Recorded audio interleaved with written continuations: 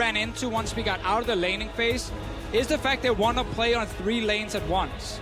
But when you're against a Trundle, that lane is kind of blocked, because Trundle will beat both your guys in split push, especially because Echo will go Abyssal Scepter. That game as well. Cult's picked up by both ADCs, Boots of Swiftness already for Darshan.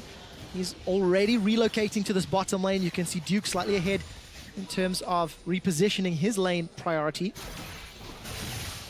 And an even start. No early mistakes from CLG, but no over-aggressive plays either there, Kobe. Yep, exactly. Pretty standard lane swap for both sides. Huhi's doing well in the mid lane versus Faker. And now the big question is, because this tournament so far, we've seen quite a lot of teams value Dragon in these lane swaps. So they would then take the bot tower for CLG, realize they were ahead in tempo, and then run down and start taking a Dragon while they give up the Rift Held to SKT.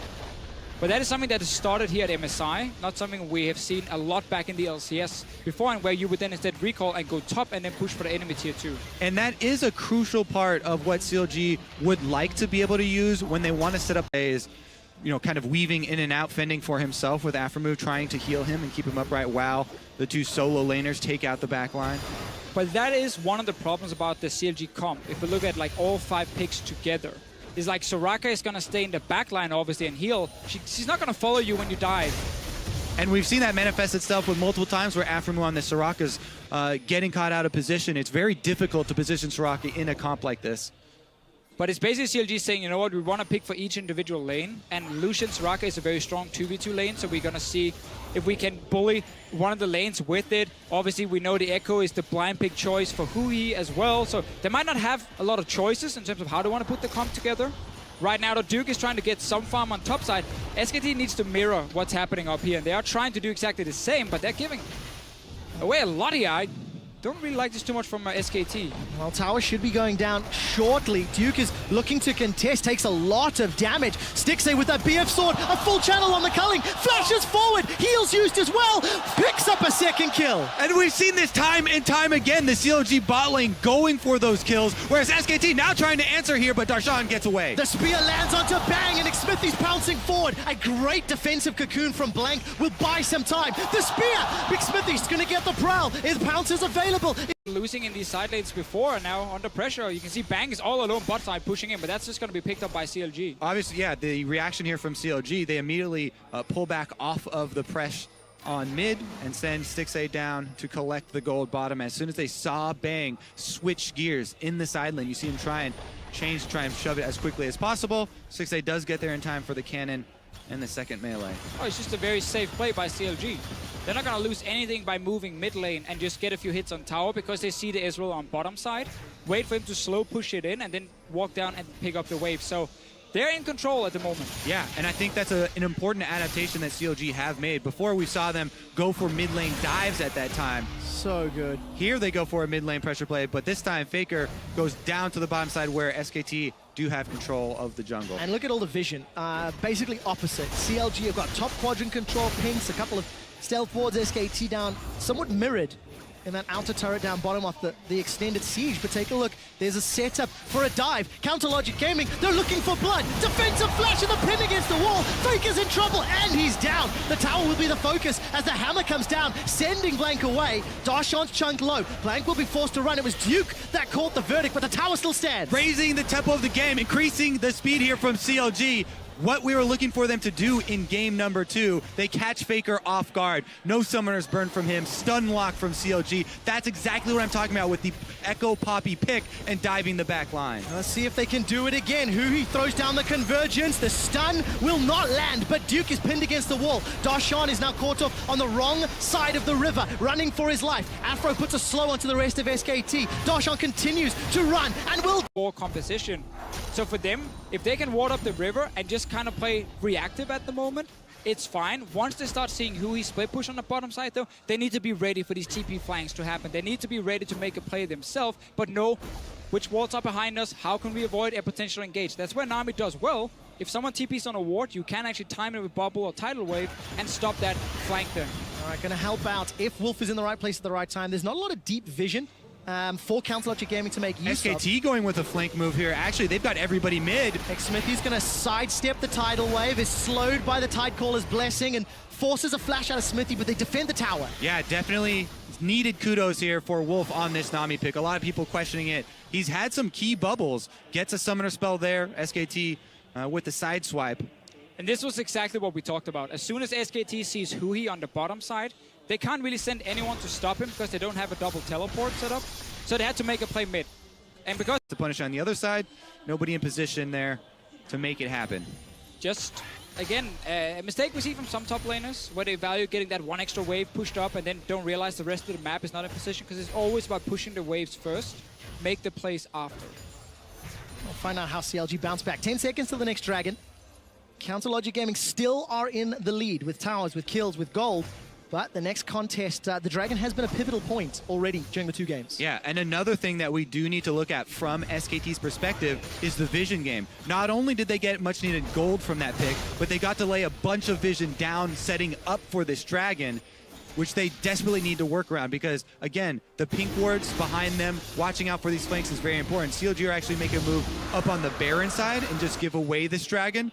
So SKT, basically one of the other ramifications of that last play where Darshan got caught out is this dragon control. True Shot Barrage was used to scout the Baron. Obviously, no one from CLG was there. Who he sets up on the bottom lane with teleport available and is going to go toe-to-toe with Duke. Duke's Flank.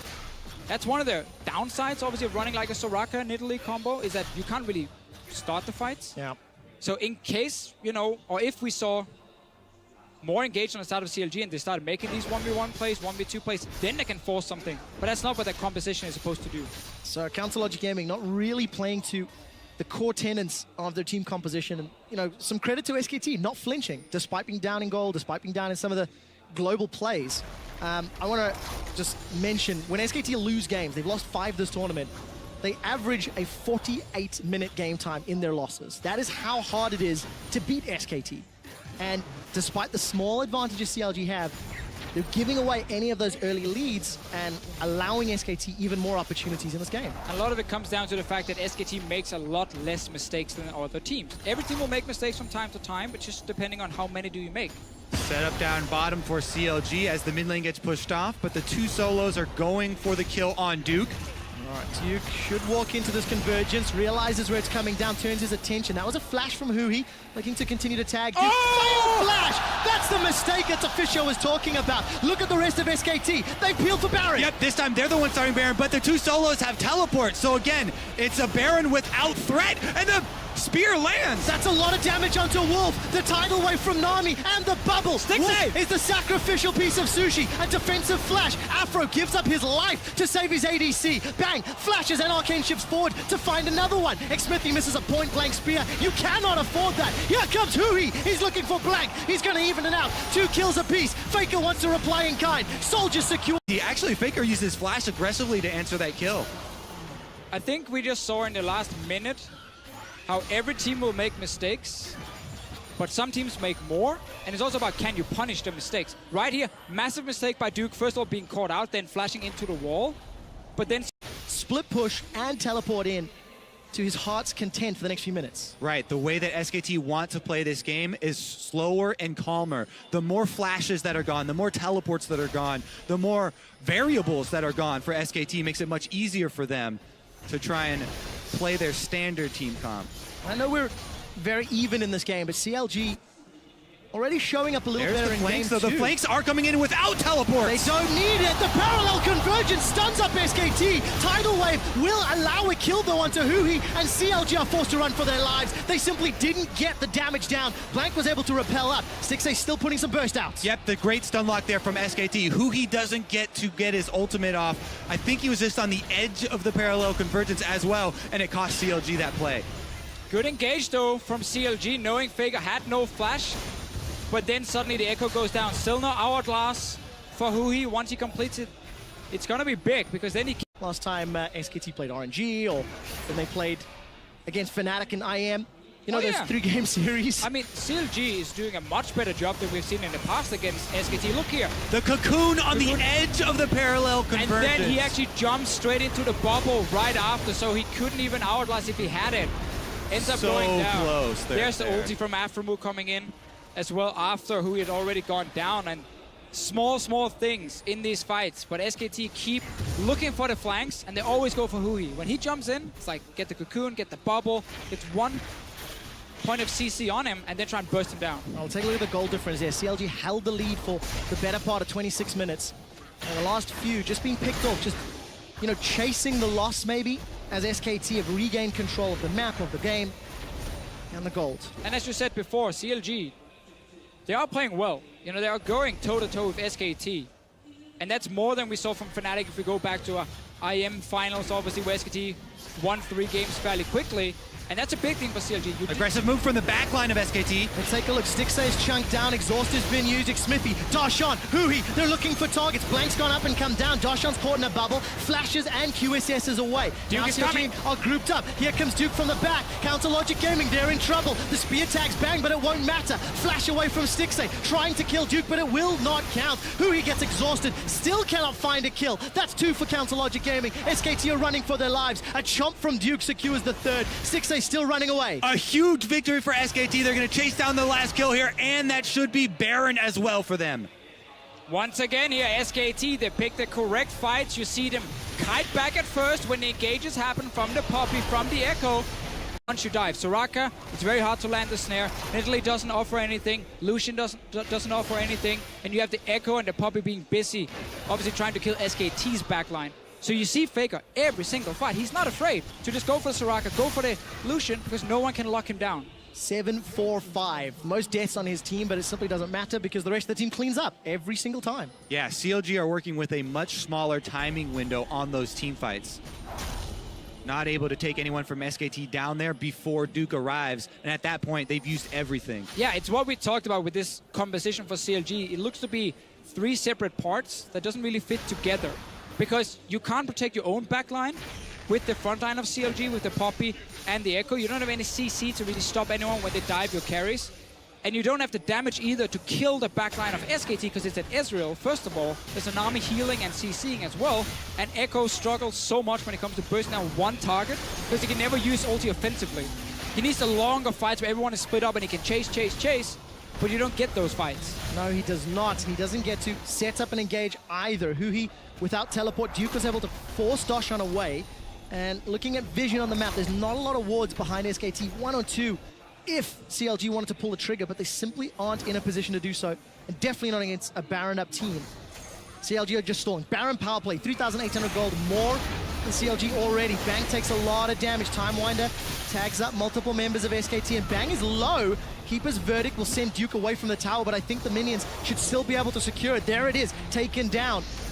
It's coming apart at the seams for Counter Logic Gaming. Yeah, there's nothing Darshan can do to move this Trundle off of the turret. He's 3 levels down, 100 CS, even with Smithy coming. Duke is going to 1v2, pinned against the wall. Now Afro's coming to join. There's no mana left for Smithy. Mid inhibitor turret is the next target that Faker has set his eyes on. And Duke, he just does not care. He's on the top lane inhib. The rest of SKT, they're on the bottom lane inhib. Yep, and they're going to get it. This Baron buff does not time out. They're going to get both inhibitors, and SKT press in towards the Nexus. 6